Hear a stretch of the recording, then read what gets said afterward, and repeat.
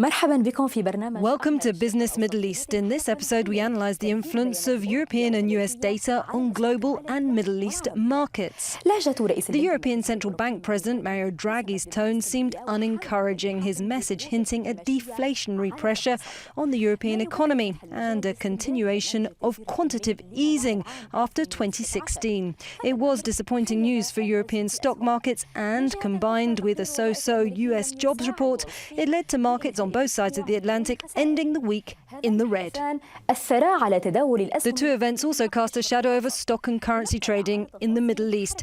Now let's take a closer look at trends over the past week in global and Middle East markets.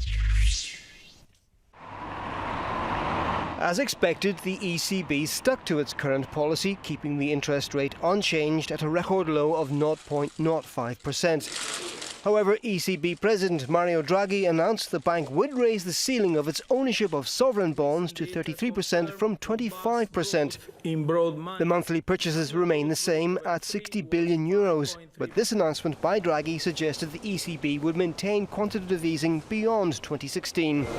The euro lost nearly 1% against the dollar, while stocks rose initially after Draghi's comments but ended the week down, with most European markets falling by around 2%. In the United States, the mixed news August jobs report showed 173,000 jobs had been added, less than expected, but that the unemployment rate fell to 5.1%. These numbers increased uncertainty about the Federal Reserve's aim to raise interest rates soon. After the jobs report, US stocks closed lower. The Nasdaq, the S&P 500 and the Dow Jones incurred losses over the course of the week, ending down more than 3%. These global trends cast a shadow over the Middle East region, which finished the week negatively and then also opened again in the red. Kuwait and Egypt opened the week down more than 1.5% and 0.3% respectively. Saudi Arabia and Abu Dhabi began positively, both over 0.5% up. That came after the Saudi government's announcement that it will allow foreign investors to own retail and wholesale businesses 100% in a move to attract investment and diversify its economy.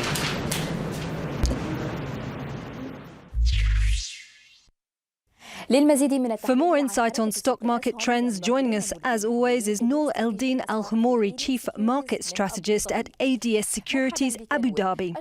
Noor, months after the start of QE, mixed data from the Eurozone shows the difficulties the ECB is having in boosting inflation.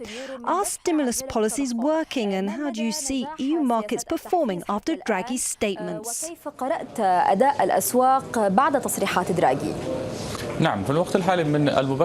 It's still too early to say whether the ECB's QE programme is a success or a failure. It's true that there's been a lot of mixed data over the past few weeks. Some are positive, some negative. However, falling inflation is due to the recent decline in energy prices. The good thing is that core inflation remained stable for the past 4 months. The ECB's president's remarks were dovish in general. However, it was good enough for the stock market to rally on Thursday as the market saw the increasing of the QE limit to 33% from 25% as a hint for a future expansion of QE.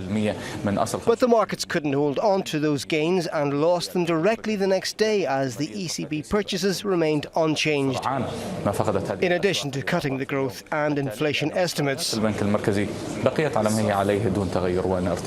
Therefore, we're still looking for further evidence that QE is working.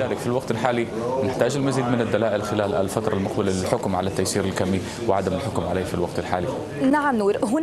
you know, they say bad news is good news for the market. Why did the US jobs report not help Wall Street last week?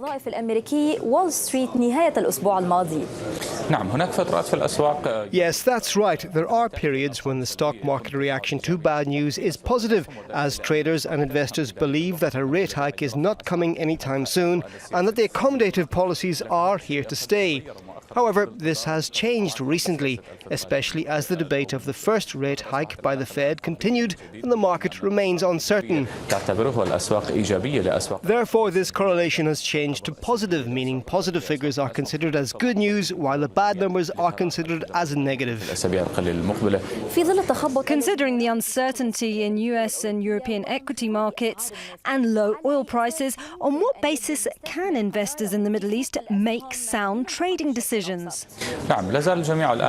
Everyone is bracing for the Federal Reserve's decision in the coming weeks, which remains key for the upcoming months, maybe until the end of the year. The Fed decision may lead to further interventions in the emerging markets, especially after they were hurt by expectations of a rate hike. The Fed hasn't raised them yet, and it might not happen soon. Here we would like to encourage traders and investors not to overreact and not to overestimate the upcoming decisions of the central banks, especially the Fed's decision in September, as the latest decline in global equities was driven by such estimates, in addition to the fears from China. The same applies to the MENA equities. Markets are still uncertain about crude oil prices, despite the fact that oil rallied by more than 20% in the past few days. However, it failed to stabilize the markets. Thanks for your insight, Noor. See you next week. That's all for now. Share your thoughts with us via Euronews' social media using #BusinessMiddleEast. Thanks for watching. Have a nice week. شكرا للمتابعة ونلقاكم بخير الأسبوع المقبل.